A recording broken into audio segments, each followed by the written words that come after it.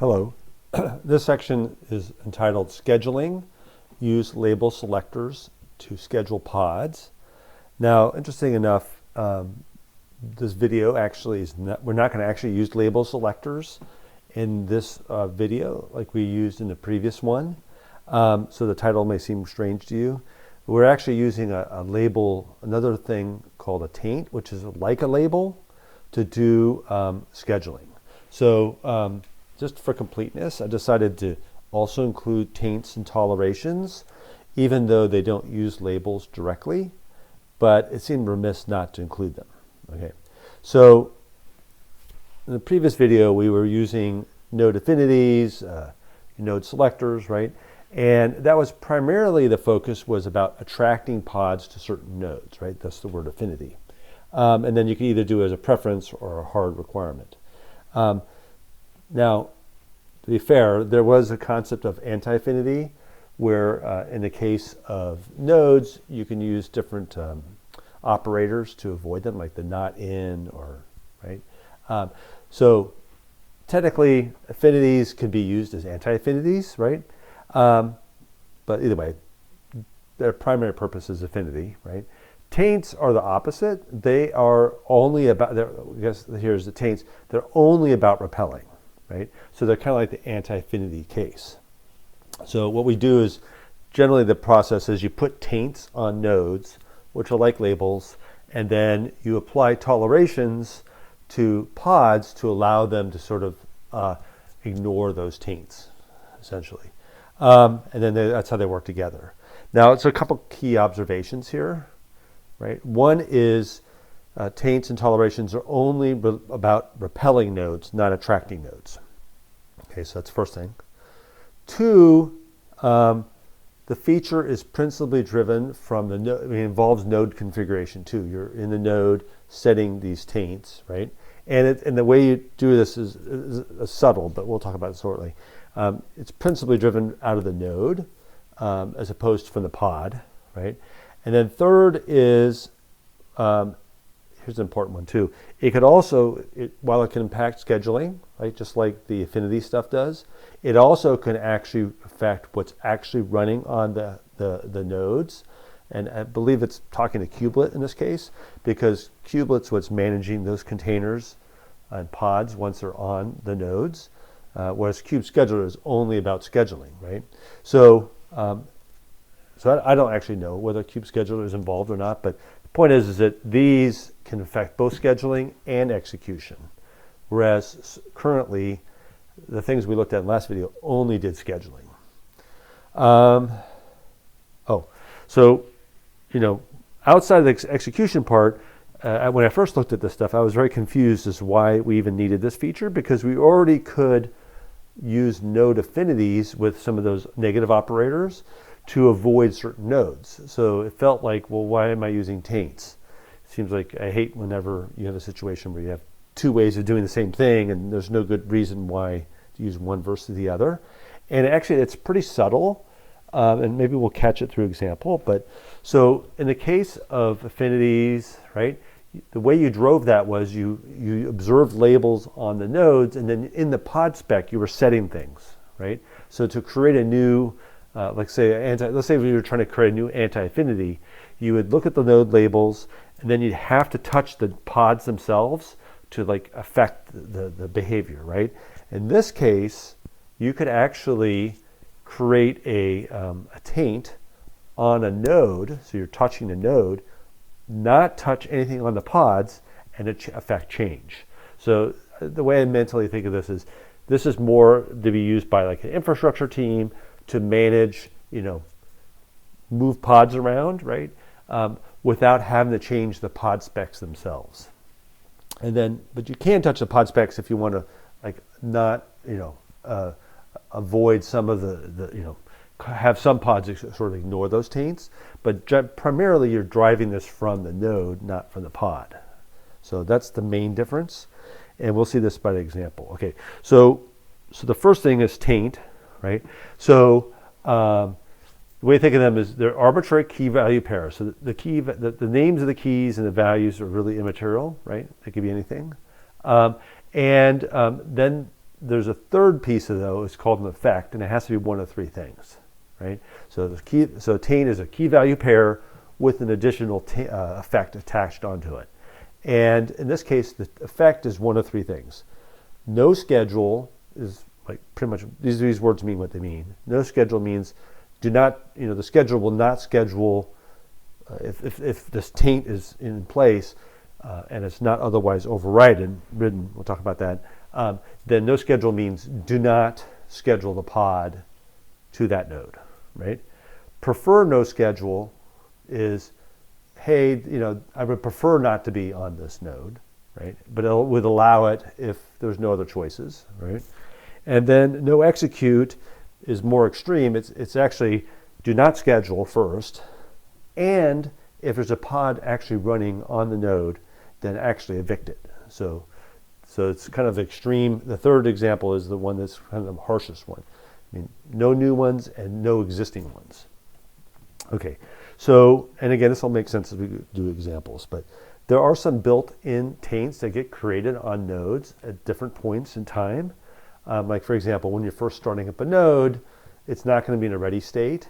So there'll be a taint on there called node Kubernetes IO not ready, and I think it's actually a no execute one, right? So it will not, will not allow any scheduling, and it won't anything that's evicted. Now at startup, nothing would be running anyway, but anyway, there are some built-in ones, right?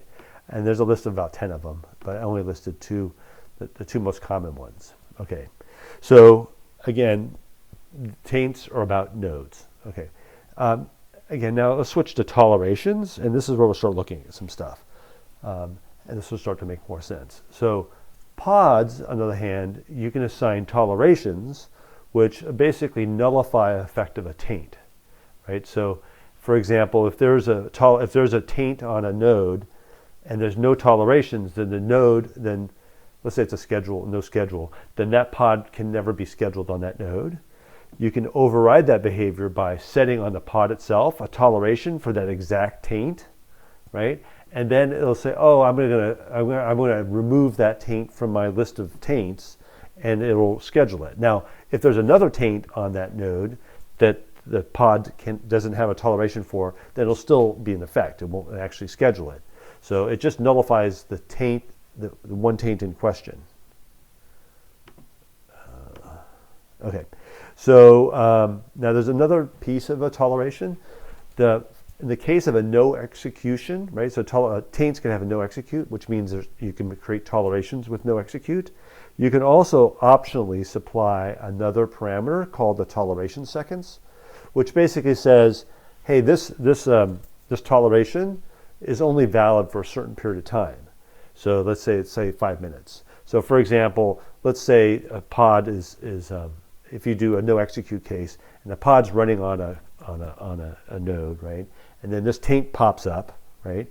And then it's one of these, say this has a matching toleration, say, okay, I'll tolerate that taint, but there's a fixed period of say 5 minutes. So what happens, that starts a timer. In that first 5 minutes, it's going to leave the pod running on that node, right? But if it hits 5 minutes, now that toleration is no longer valid, in which case it will now evict the pod, right? So that's what the toleration seconds are, is for how long will this pod tolerate that taint, essentially. A lot of words here. Okay, so I think one thing that might be helpful is if we this is very simple actually, and hopefully a short video, but let's observe some of this in play. So I'm going to install a hello pod, which I believe is a simple pod, nothing special, super simple. Okay, so I've got a pod here, right? Right, I have nothing special about it, no toleration, no nothing, right? And then, so what I do here is, let me run it.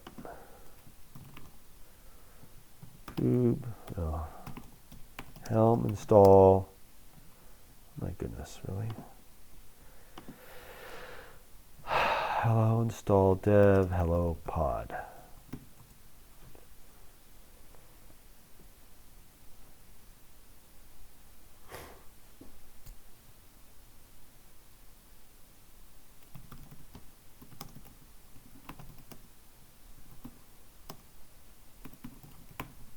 it's called example. What did I call it? Oh, sorry, example dev, or hello dev. Of course, it's something different. Should have been more consistent with my naming here. Okay, so what I'm looking at is I got a pod, it's running, and though you notice that out of the box, it already has some tolerations in place. I didn't specify them, but important to know that pods get some default tolerations when they're scheduled, right? And once they're put on a pod, these tolerations get added. And if you look at these carefully, you'll notice it says, for example, I'll look at the bottom one first here, right? It says, hey, if for whatever reason, if the node becomes unreachable, like essentially offline, right, it will allow the execution of that pod for up to 5 minutes before it deletes the pod. Okay, and then also this other one is, if for whatever reason the node itself becomes not ready, it will leave the pod there for 5 minutes before it evicts it. Okay, so that's just something to keep in the back of your mind. Now, the way this is implemented, we can look at here. Look at how it's actually in the YAML file. So, kube control get pod. There's only one pod anyway. So then, output YAML. Let's see if I can find it in here. Status. Here's the tolerations here. Okay. In fact, I'm not going to create one of my own files, but you can see what the syntax here is. You call it tolerations. You specify an effect, right? Then you give so there's a no execute. You get the key, and then you have an operator, right? So basically it says, hey, if this basically says, look for a taint of called node Kubernetes not ready, right? With an effect of no execute, right? And notice there's no value here, but that's like the empty value. Okay, so by the way, you can have an empty value, which this is an example of. We'll look at that a little bit more later. But if that exists, you're going to tolerate it for up to 5 minutes. Okay, so that's the syntax for creating tolerations. You can create your own tolerations on your own pod specs too. Okay, and that's the syntax. Okay, that's it for that. Built-in tolerations. Okay. Oh, yeah. I want to look at one other one here. Daemon pods in particular, they're much more tolerant, right? And they have a lot more tolerations built in. So let's look at that. What that looks like, and let me look at kube control get pods all namespaces. Remember, we have a bunch of these daemons running in the kube system namespace. So kube proxy, I'm going to use that as one of them. So it's in the kube system. Okay, so copy kube control get pod. No, describe it. I want to describe it. Pod. Then the namespace is kube system. Okay, so what I'm looking for here, you can see now that this actually has a whole ton of tolerations, right? And basically, this is going to permanently, all these are, some of them are no schedule, some are no execute, but basically, these daemons will try to stay on their on their nodes through thick or thin. Is essentially what this means. Okay. Even when all the other pods are maybe ejected for memory pressure or whatever it is, the daemon sets stay around. Okay, that's what that means. Okay, so the last example is we're going to mess around with applying our own taints, right? And in this case, we are going to, what am I going to do? Oh, so, right, we're going to first observe this pod running first, and then we're going to apply some taints to that node that it's running on. So let me run this command here. This is getting the pod and outputting the node, right? And so in this case, the node that my pod that I created is running is this one. Okay, so that's the node. And let's see if I get my split screen here. Here we go. I'm going to run kube control, kube cuddle, whatever, taint node. I'm going to taint this node, right, with a key called my key equals colon no execute. And I'll explain this. So this is a key value, but you notice I gave no value. I gave an empty value. So that's one way of doing this. I could also do key to my value 2. I was going to do it both ways. So this one I'm supplying an actual value. Right? And so then I want to describe, let's describe the node first. So cube control, describe node. I'm going to paint this in and observe the taints that are in place. So if I look here, I should see, here it is right here. So here's the taints right in here, right? And so I can see I've got one, my key, and it looks like looks like the built-in ones, right? There's no value. It's just my key colon, no execute. And in the case of the second one, I actually supplied a value. So it's my key 2 equals my value 2, no execute. So again, that's how you can create your own taints, right? And I guess one observation here is, since you notice I did it through imperative command line interface, right? That's principally because when I created the nodes, I didn't create the nodes myself. It was created as part of the install process, so I don't have any declarative configuration file that's set for the nodes. So the way I'm applying these taints is using an imperative command line process, right? So that's right now the only way I can think of getting these taints on here. Okay, so now that I've got the taint on there, as you might expect, I would assume, if I look at anything running, there's no pod running, right? And it got evicted. Now, I don't know, I'm curious now. I wonder if I see that in the logs. This is a sidebar.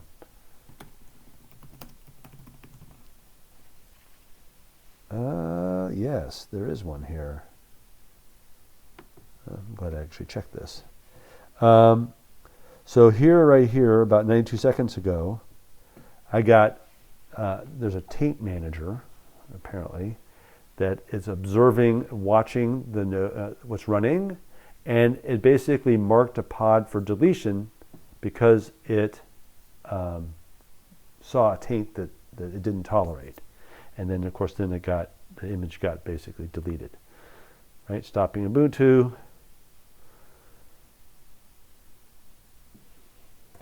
Right, and after that, it didn't get recreated, right? Because this is a pod, right? Because it's a pod, there's nothing to try to. And if this was a daemon set, what would happen is it would then try to recreate that pod on the other node, affecting the switching of the pod to the other node, right? Okay, so that is that. Was there anything more I wanted to cover here?